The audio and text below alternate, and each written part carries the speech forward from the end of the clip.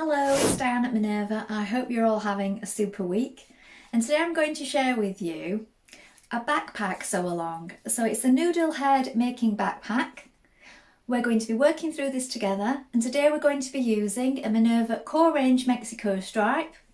And this particular shade is cobalt blue, but there are plenty of other colours to choose from if this is not your thing. So wash and prepare that fabric. Now there is also some canvas, lining, webbing, your rectangular rings, thread, everything you need included in this kit, so you don't need to worry about notions to get started. Now it is a series of rectangles that we're going to be cutting out. So all the measurements and the cutting guides are in the instructions here. So I'm going to cut those out now. So now we're ready to begin making our backpack. So first of all, you want to change your machine needle. Now we're using a universal machine needle size 90 today. These are included in your pack. When you've done that, you're also going to change up your thread and wind half of your thread onto your machine spool. Our next job is to apply our fusible interfacing to our appropriate pieces. So let's do that now. Now, first of all, you're going to take your handle, your front handle, and your hang loop. So this is your webbing piece, and this is the narrower webbing piece. It's 48 long, this particular one. We're going to fold it in half like this and chalk mark the halfway point. When you've done that, we're going to mark from the centre 10.2 centimetres either side. Then fold it in half lengthways, and then 3 millimetres from the edge. And from that mark that you've just created either side of the centre, we're going to top stitch that down. Take your time with this because it is quite thick at this point.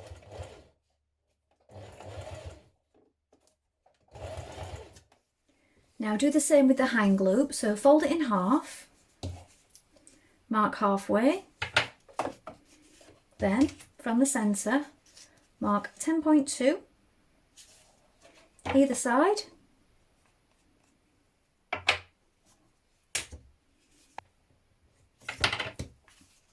Then fold it in half lengthways and stitch 3 millimetres from the edge at those marked points. Now you're going to sew your two pocket pieces together, right sides facing. You want to sew along the 31.8 centimetre edge. So make sure that you have this the right way around before you sew these together. And the seam allowances are 1.3 centimetres throughout this pattern. Now we're going to do 2 lines of top stitching, so turn and press so it's the right way around. We're going to do 1 along the top, and then your next line of top stitching 1.3 centimetres away from that. Now align your pocket with your main backpack panel here. So here is our pocket, pin it in place, and we're going to baste it around the edges.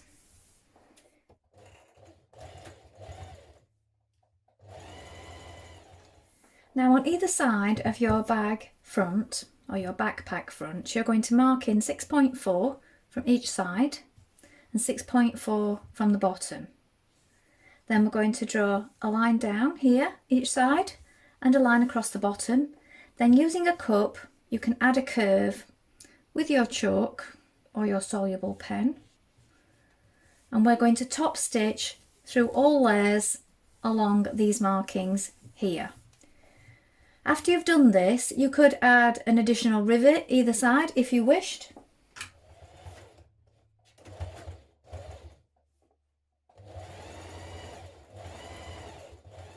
Now mark the centre front of your bag panel with a chalk mark, then either side you're going to mark 3.8 centimetres either side of that marking.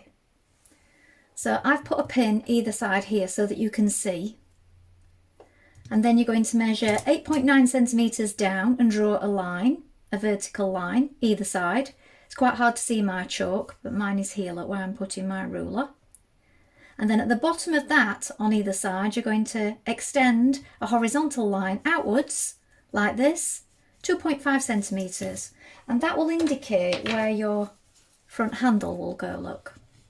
So if we place our handle on like this, that will be the bottom of the handle will line up with these chalk markings that you're making here.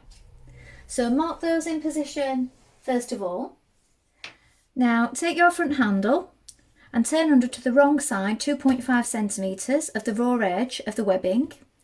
Place it on your markings that you've just created here and pin it in place. And then also on your webbing here and here, you can mark a rectangle 3.8 centimetres tall.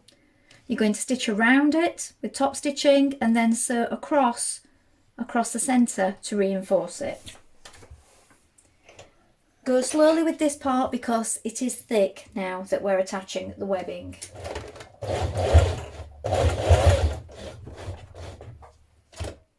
Now at this point you can add a little patch. You could add a scrap of faux leather, or maybe you can make yourself a little patch with denim or canvas or anything just to add a little detail here at this point. This is optional, you don't have to do this. I'm just going to add a little scrap just here, just to give it a bit of detail.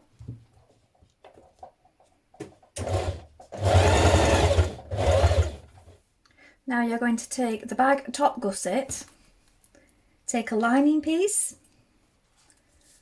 right side up, then place on top of that the zipper, right side up, and then right side down a main piece of the upper gusset fabric layered on top of that. So the zip is in between like this.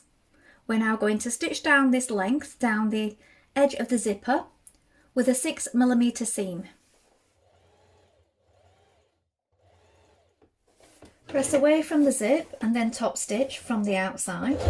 Now repeat those gusset steps on the other side.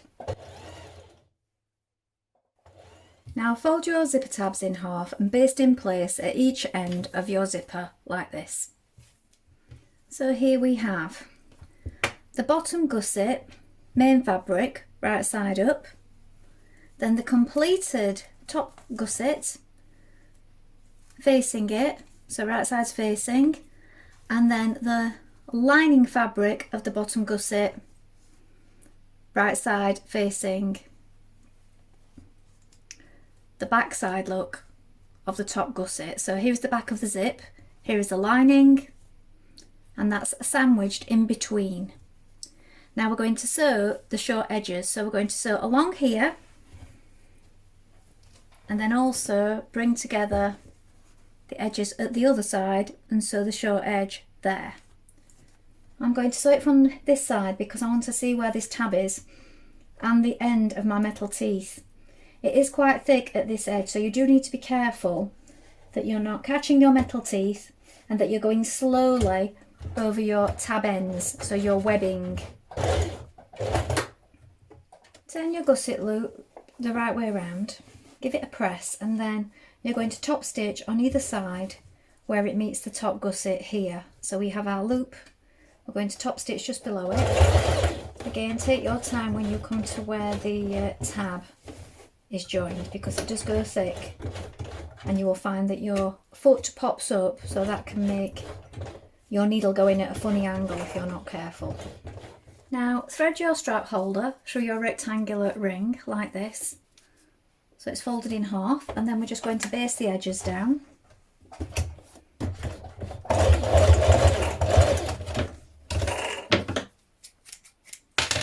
Repeat with the other set.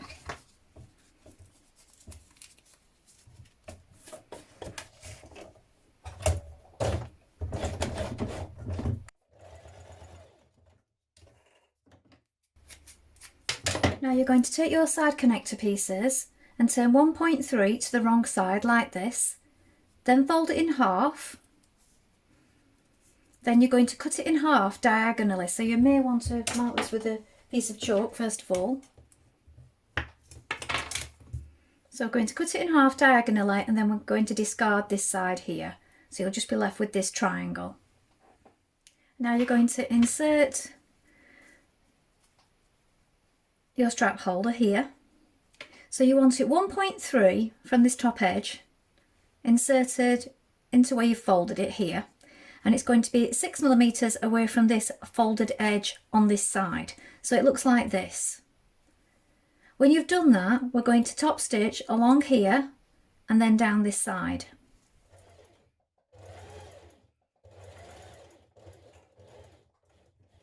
Now take your back panel main fabric and you're going to mark 3.8 from the bottom on either side with your chalk. Then you're going to place your tab connectors here, either side, like this. Then we're going to baste them in place with a few stitches.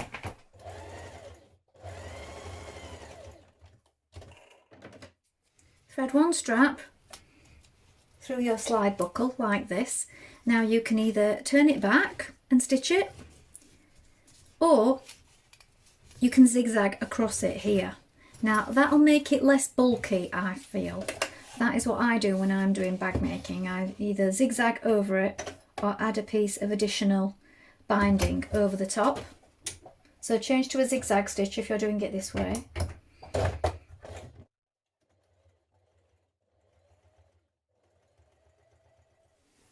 Now you're going to thread one end through the ring that you've just attached to your bag here.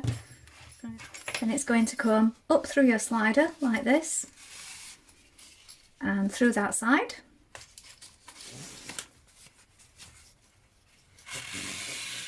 And it will look like this. Repeat with the other strap. Mark the centre point at the top of your bag and then pin the strap ends either side of that centre point like this. Pin them in place. Now we're going to baste across this top here. Make sure that your straps aren't twisted before you do this.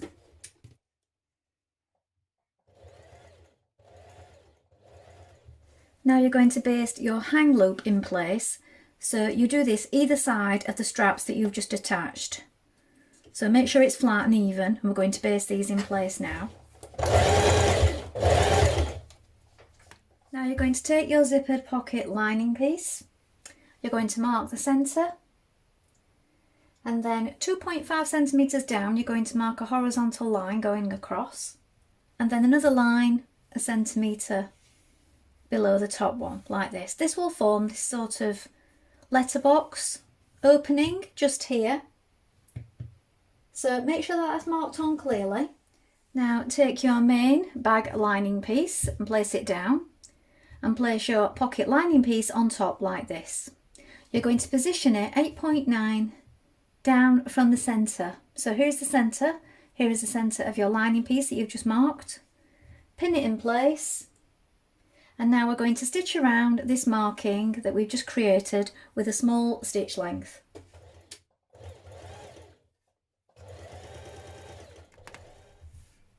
When you are marking your opening on your lining piece, it is 1.6 centimetres from each edge of the lining piece to make your letterbox opening. Now cut out your opening like this with sharp scissors, cutting into the edge but being careful not to cut into your stitches, and then you're going to push the pocket through the opening like this. Now pin your zip in place behind your opening. You could use fabric glue if you wish at this point. And now we're going to top stitch around it.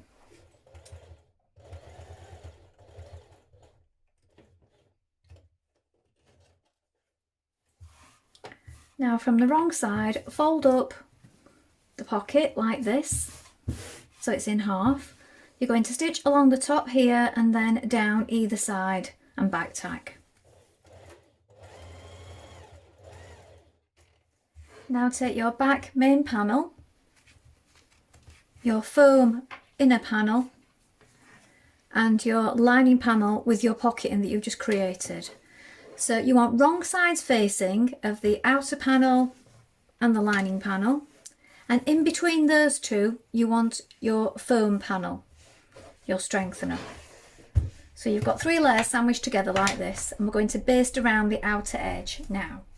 Now repeat these steps for the front panel. So you have the front panel exterior facing outwards, the foam in between, and then the lining piece on the back. Baste these together.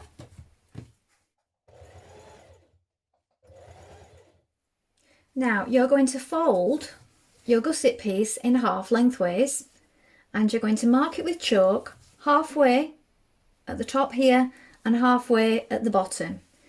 Do the same with your front piece, and your back piece of your main fabric, find the halfway point, and we're going to start from this point. We're going to pin with right sides facing the gusset, so the top of the gusset here, to the centre point of the main fabric here, and the bottom of the gusset, the centre point, to the centre point of the main fabric here. So right sides facing, and then I've also found the halfway point of the sides here, pinned it in place. You want to allow a little extra fabric to go into the corners here for where we're going to come around the corner. So allow a little extra, pin it all the way around like this, making sure that you find your centre points first of all, and then we're going to stitch that in place. Now you can mark a line on your front panel 1.3 centimetres from the top with chalk all the way around and have this as your stitching line. But we know that our seams are 1.3 centimetres, so it's up to you whether you make that marking line or not. Now we're going to sew it in place.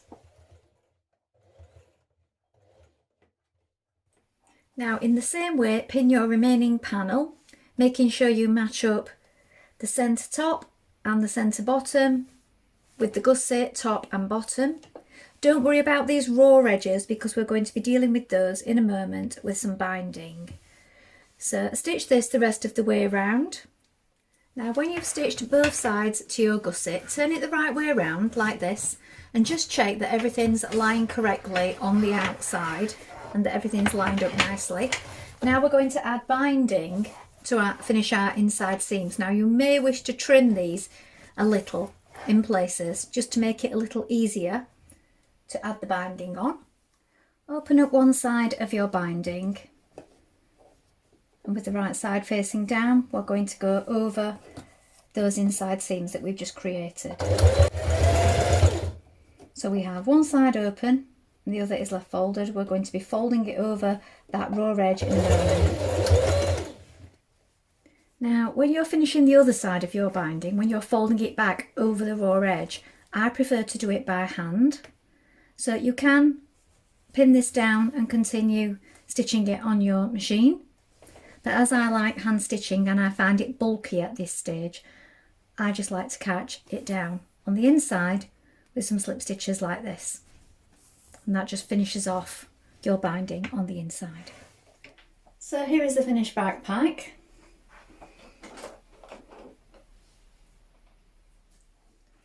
Well, I hope you've enjoyed sewing along. Please let us know in the comments below if you've made this pattern before, and remember to include any photographs.